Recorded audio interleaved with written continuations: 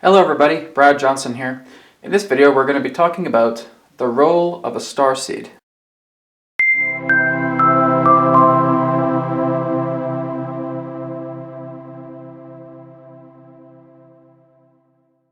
So starseed has become one of the most popular terms, we could say, in the spiritual community, looking into extraterrestrial awareness, etc. But what is it to truly understand what a starseed does? So when we look at the starseed term,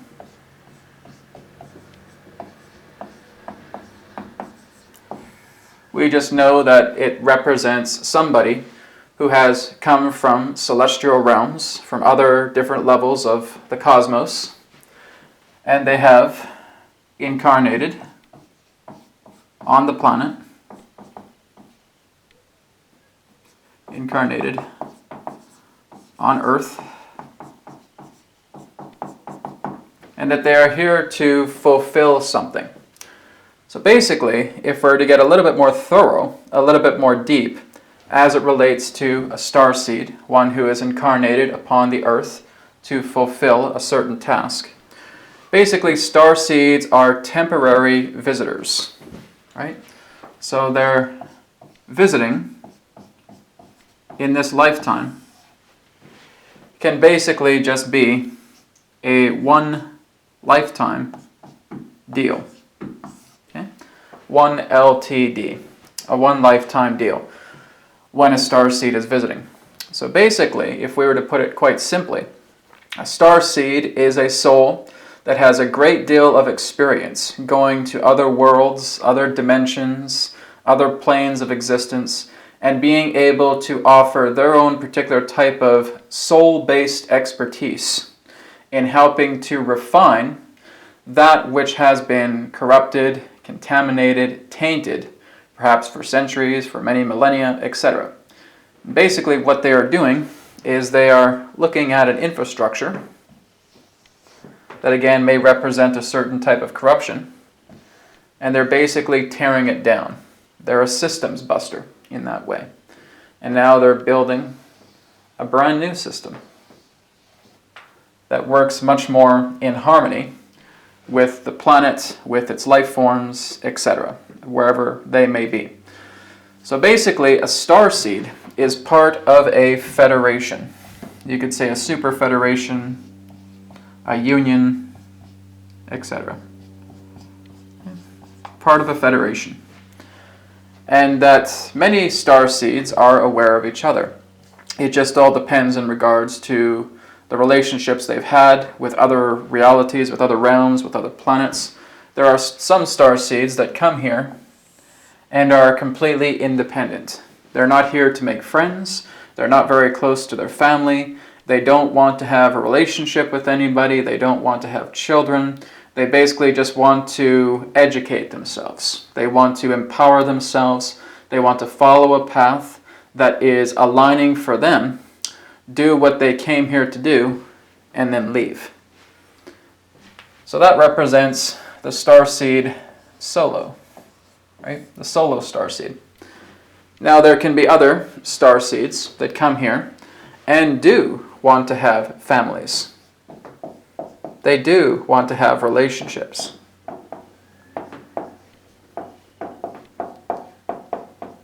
Simply because much of their own task of what they're going to be doing on this planet will also fall upon their generations from their own progeny. Their own young will start to grow, and they will start to carry out tasks that their father or their mother have bestowed upon them. And so they can create generations of incarnated starseeds through their own progeny. That's another type of starseed. So we can have the solo starseed, we can have the family starseed. Okay? None is better than the other. They're all just different perspectives, all in all. So when we're looking at the starseed, as they are incarnated souls here on the planet, what type of goals are they attempting to fulfill by being here on planet Earth? Well, a lot of it is spreading awareness, being an educational factor, spreading love, teaching people how to manage their emotions, right? Because we have had people here on this planet for many millennia that have not been able to leave the planet. They always keep coming back. Their karmic rebound keeps bringing them back onto Earth over and over and over again. And so, the education about love, about managing emotions,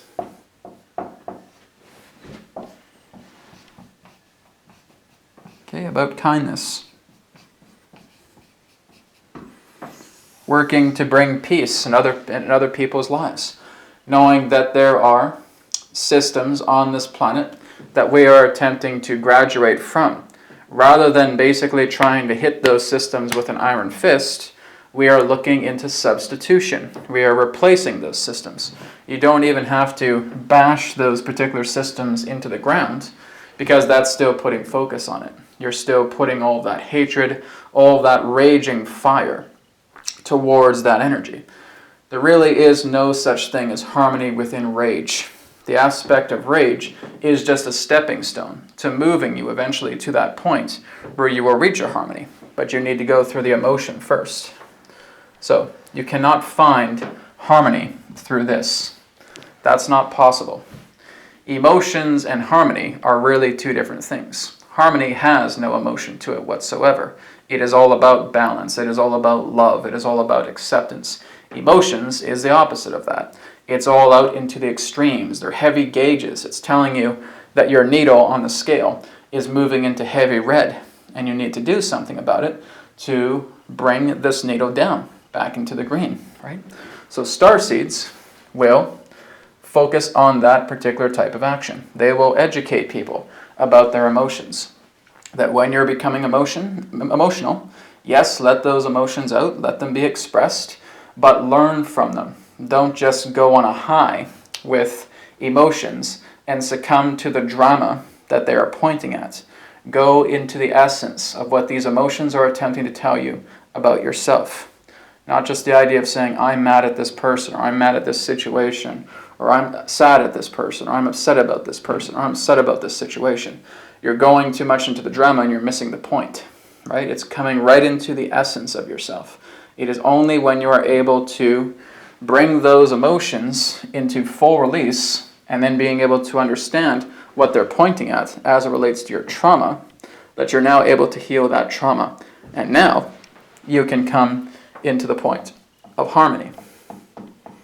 So again, this is what starseeds are teaching others, is about how to exist in harmony, how to live in harmony.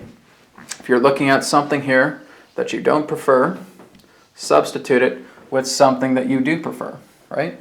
If you've basically gone through a lot of abuse in your life, if you feel like you've been hurt, abused by other people, then again, that's where you just need to work upon yourself and not concerning about should I forgive this other person or should I not forgive this other person. It's about looking into these emotions that you are feeling within yourself and being able to say, why did I attract such a person into my life? Because it all comes back into the state of abuse. Now, it's not to say that those particular people that have caused harm will not have that particular cycle placed back upon them. That's just how it works. When one abuses innocence on this planet, synchronicity will, again, create that reality for that person that's constantly abusing everything. And they themselves are being abused. It's an abuser hurting a different type of abuser, right? It's the victim and the abuser relationship. So nobody in that sense really is getting off scot-free. If you're putting out a lot of harm towards innocence, that harm will come back to you. That's simply how it works. But as far as the victim goes, it's about looking into the idea about how we attracted such a person in the first place. When we're children, we absorb everything. We're like sponges, right? So we'll get a lot of abuse coming together because it can be quite a dirty, mucky world, right? And it's not until we start to gain wisdom that we're able to reflect inwards and understand, yes, this is what I was going through. I had an abusive father, I had an abusive mother, or I had an abusive partner, and now I'm being able to look at that and seeing that I was basically allowing everybody in. I wasn't being discerning for what was coming my way. And so I opened the doors, everybody flooded in, and I just let everybody in. Everybody took advantage of me without me being able to be discerning. It can be a dirty, nasty, brutal world, right? So we are basically learning through our own falling over our own feet to become discerning people. And again, that's the essence of a starseed. A starseed will also volunteer themselves. Basically, let's just say, for example, that they come from non-physical planes, and they will volunteer themselves to come here, and they have no karmic debt owing. They're not coming to this planet because there's any kind of karmic payoff that they're trying to take care of. They will openly come to this planet. They will incarnate onto this world, and they will endure levels of suffering as a means of becoming an example, of teaching others that no matter how much I feel I am getting abused, I will stand up, I will dust myself off, and I'll keep smiling. I'm going to keep sending love. And actually, if we're looking at some of these young kids nowadays, a lot of them are like that. They're just sweet, beautiful children, sweet, beautiful kids. And they have gone through a lot of abuse, but they've always picked themselves up, they've always dusted themselves off, and they've kept going. Because they will see another person who has become lost in their own emotions, lost in their own mentality of belief systems, and they'll still put their hand on their shoulder, smile at them and say, I love you. Even if you hurt me, I love you. That is one of the most powerful, loving beings you will ever meet. That is balance. That is harmony, right? It's not about the saying, oh, what the hell, you threw mud in my eye, well, I'm going to deck you, I'm going to knock you out, and that's going to just fight fire with fire. And we're now back into that state of retaliation. You're getting angry at that particular person for throwing mud in your eye, and now you're just going to start attracting more people who are going to throw mud at your eye because you're just saying, oh, don't do that, but that's all you're focusing on, right? So a person's throwing a big gob of mud in your eye, poof, it's okay. I'm all right with it. I'm more than this physical body. I'm more than this physical life. I am everyone. I am everything. It doesn't bother me. It's no problem. I'll just wipe the mud clear from my eye and bless that person and keep going. That person now has no particular further intention to throw another mud ball at that person because that person is not affected by it. He's not affected by his own influence of rage. He's moved past that, or she's moved past that, and now they're walking on, right? So that is a starseed that, again, is very, very wise. You can look at the wise, loving starseed. And they come from these beautiful realms of non-physicality. And they will come here, and they will take a beating. They'll take a beating from society. They'll take a beating from people. They'll be judged. They'll be accused. They'll be abused. They'll be harmed in any way they feel they can. Will not bother them. They will still stand up. They'll still just brush themselves off. They'll brush the mud off their eyes, and they keep walking forward. And you may ask, well, why do you do this? Because everybody is me. Why would I retaliate against myself? Why would I fight an aspect of who I am? I'm only showing what everyone else can be. I am being that love factor, right? It's like going back into the Christ energy, the Buddha nature, right? You have to break yourself down and build yourself back up. And that's what many of us as starseeds are still attempting to learn, is to knowing that we're going through the muck. When you come into Earth, you're going into a big mucky field, not because of the nature of Earth itself, but because of much of the artificiality and the systems placed upon this planet. And we're just like a scud ball, just sliding into this muddy plain. And we're just coming in and awakening into this filth. And we can, wallow in that filth. We can wallow in that misery. We can retaliate against those particular emotions and come back lifetime after lifetime after lifetime, repeating this all again until we are holding a clean slate. Right? Once that clean slate is there, we're able to leave this planet and go off to another world or to another reality, to another mission, whatever you want to call it, right? That's one of the biggest jobs that a starseed has, is that they are temporary visitors. They have come here and they are helping to clean up this big, gigantic mess. And by coming together, they will be able to do that.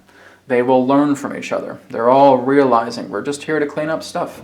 We're not here to, take hammers and bash things into the ground, because again, that's only putting more focus into what you don't want. A lot of people think that's the solution, that we need to take a sledgehammer to this big machine and pound it into the ground. You're showing anger, you're showing frustration, you're feeling all of those particular emotions. And those are good because that's helping you to move into another direction. Rather than giving any of that old system energy, why not put your energy into something completely brand new? You've learned what brand new is because you've realized what you are not by looking at such a system. So rather than classes, rather than ranks, rather than divisions, how about something of wholeness? How about moving something into where people can cooperate with each other, where we can start working together, where we can start taking care of one another, where we can help each other to evolve, right? We're getting out of the pit. We're having those questions across the flat land, across the valley. We're starting to climb that mountain, creating new systems, and now we're on top of the summit. We are now part of everyone and everything, all that is. That's the nature of being able to move past the physical containers that are contained here on this planet. Is that we're playing this game until this game no longer has anything left to teach us. We are completely in harmony with everything. We have reached the infinity balance point, right? We're in the 0 point energy. And so therefore, starseeds are those particular beings that have come here, that have heard the call, that have been summoned, they've come to this planet, and they are here to assist in a new level of evolution. And that starseeds, some starseeds, can even exist in stasis bodies. Okay? This is actually quite common for starseeds who come to this world will often have their other extraterrestrial body contained in a type of pod or a type of capsule. Okay, and they're inside here. And they have basically exited that body and come upon the earth. So their own soul essence has left that body. It's basically just like a bilocation. You're basically just exiting that physical body and you're coming upon this planet. It's like an oversoul situation. This is the oversoul of yourself. And then the spawn soul that comes from this body is now an avatar here on this planet attempting to do the work that they have come here to do. So starseeds are vast. There are many different calibrations to them. There are many different varieties of starseeds, from people in the non-physical realms, beings in a non-physical realm, I would say, coming down here, again, just being a pure example of love. Beings who, again, have tackled other planets, are in stasis bodies, and they have, again, contributed their soul essence into a human body, doing work here. Beings who have also just incarnated on the planet here perhaps thousands of years ago and are now starting to receive these incredible amounts of memories that are now starting to have them remember much of their lifetimes beyond this world, and spending thousands of years on the planet now receiving all of these memories and receiving that push to work together and harmonizing their life so that they can now go somewhere else after thousands of years being here on this planet. So we have had ET visitors come here. A lot of them have basically decided to stay here and live among the population. We have the inner earth beings as well too, who have lived here for millions of years, right? It's just so vast. So we have all different types of starseeds. Basically, all we're doing is just planting seeds in the soil. A starseed is not here to change anybody. All they are doing is that they are contributing their love, their expressions, their teachings, their education, like seeds being planted in the dirt. And some people will see those seeds easily transform into a fine oak tree. Some may just start to see those seeds sprouting, and may take some time before those particular seeds grow. So each one of us will interpret those seeds differently as they grow. But that's all Starseed is here to do, is just bring back the ways of love, connecting to the law of one, harmonizing in this way so that people can realize what they are truly here to do, rather than fighting, rather than retaliating and trying to beat up an old system and trying to oppose the man in that way. Just basically opting out of the old systems and focusing on that which is precious, which is beautiful, which is in alignment to their nature. That's how a starseed works. And then once that task is fulfilled, that starseed will leave the planet and go somewhere else. And some starseeds have karmic immunity, as I've talked about before.